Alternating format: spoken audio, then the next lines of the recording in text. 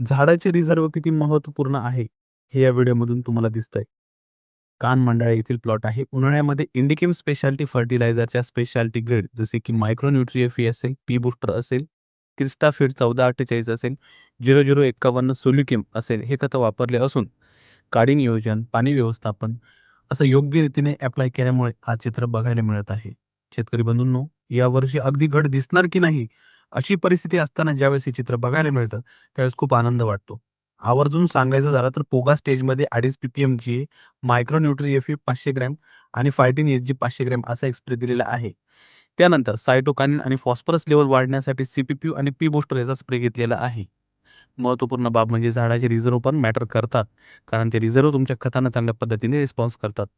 आता हा गड जो बघू शकता तो किती सुंदर पद्धतीने डेव्हलप झालाय.